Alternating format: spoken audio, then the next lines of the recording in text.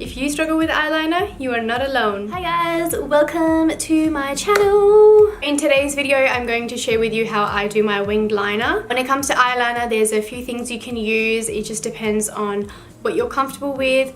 You can experiment with them and see what works best for you. You have your traditional black eyeliner pencil, which is probably the most easiest way to create a wing, but it doesn't create a sharp wing. It only creates a smoky wing. Next we have a liquid liner which has a brush at the end. This one's the NYC Liquid Liner. This is what this one looks like. This is also one of my favorite ones. It's quite smooth. Then you have my current favorite at the moment. This is the Kat Von D Ink Liner in Trooper. This is more of a felt tip pen.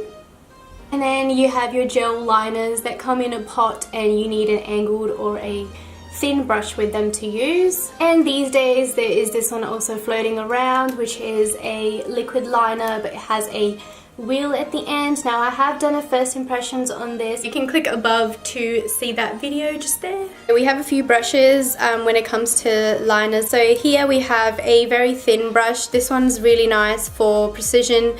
And this one's just a brush I picked up from designertools.com. This one is the Zoeva Winged Liner 317 brush. This used to be my absolute favorite. I quite like this brush still, but lately I have been using it more for brows than winged liner. Then in comparison to this one, we have the Inglot 42T liner brush. Now this one has become my very favorite at the moment. As you can see when you compare it with the Zoeva, it's very, very small. And it's very good for precision. And then I also have this one, which I have used quite a bit. This one is Napoleon Perdis Precision Concealer Brush in G4. This one is kind of like a square brush, but I have used it with wing liner and it works really nicely because it's very precise. And I've also used this to clean up my liner wing at the end. In this video, I'm going to show you how to create the wing liner with a gel liner on this eye, and then I'm going in with the felt tip liner on this one, so you guys kind of get a comparison. On the left side, I'm going in with Kat Von D Ink Liner in Trooper. This has become my more of everyday eyeliner tool that I like to use, and this is very easy to use. It is very long lasting. Like, I have done creative makeups with this. I have been using this since January and it has still not run out. It is not waterproof, which I really like for everyday use because my eyes on top get really sensitive and I sometimes get eczema on my eyes as well, so this one doesn't irritate it at all and it just comes off straight away with just water and the face halo. How I like to do my wing liner is I guess slightly different. I know we are told to kind of match the corner of our eye to the end of the brow, but my brows are not even at the end. Like, if I have them drawn on, then yes, but if I don't have them drawn on, and I don't usually go for full brows on my everyday basis. Also, most of the people I know here don't go for a full face of makeup but might go for a liner every single day. That's why I don't like to follow that rule. What I like to do is I assess the eye by making sure I am aware of where the crease ends on my eye. I think it's this one where it goes a little bit lower than this eye. I will start with the eye which is more hard to do or have less space on. Let's get into it. I like to line my top lash line first. I like to lay it flat on my skin, and usually with a felt tip liner I just like to stamp little increments on my eyelid really close to my lash line. So it is good not to go in one stroke do your liner unless you have really even and creaseless eyes, unlike me. So that's my top lash line done. Make a little tiny dot where I think that I should take my flick up to, and I do that to make sure that my creases won't come in the way as well. So I've got a little dot there. And then what I'd like to do is sort of just bring it down to the lash line.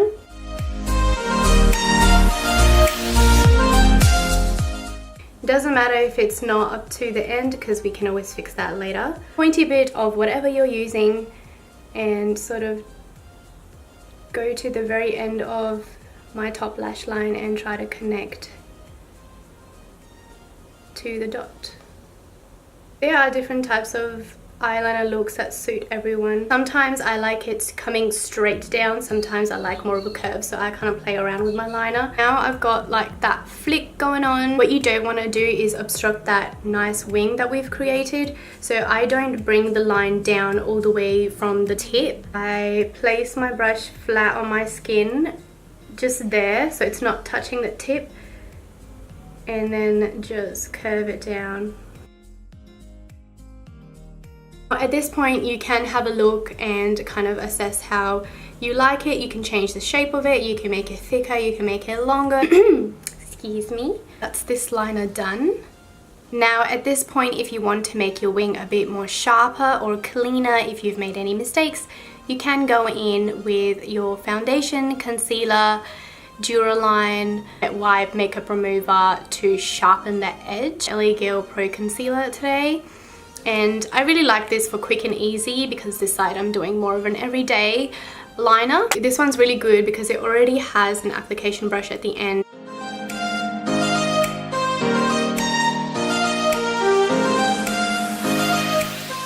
And there you have a very clean liner. Now on the other side I'm going in with a gel liner. Erin Bigg Cosmetics Luxe Cream Liner in Onyx. This has got to be the smoothest liner I have ever used. It has not dried out. It's really nice. Very smooth application.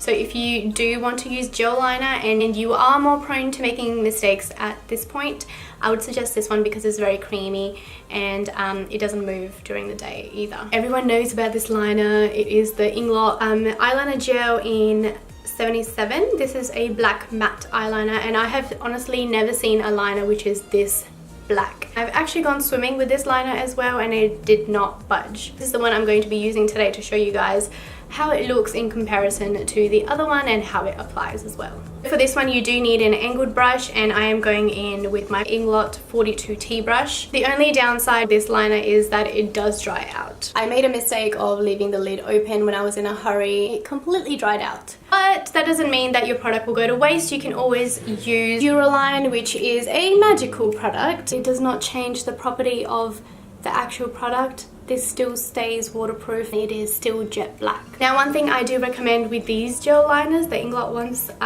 is it comes with a little, you know when medicines come with that thing and you take it off? I don't know what it's called. I suggest to keep that on because it really locks in the moisture. Even if you have taken it off, keep it in your lid and when you kind of close it so it is on top of it, it really helps this product last a lot longer. Also you want to make sure that you don't overload your brush with liner. Your brush can go all fat and clumpy and you don't want that. I'm just going to line my top lash line. Doing the second eye is always harder because you must match the other one. See what I mean about my eyes being a little creasy and it kind of goes uneven. Okay, so that is the top lash line done. Now I'm going to create a little dot. I usually go in with my Kat Von D liner with this anyway because you don't want to create a dot with a brush because it's going to be a fat dot. Following the other eye now, I'm going to bring it straight down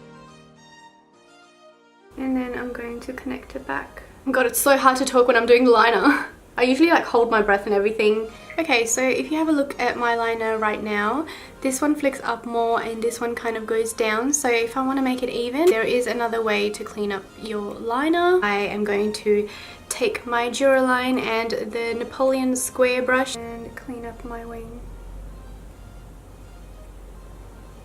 And this also creates a really nice flick if you originally didn't achieve it.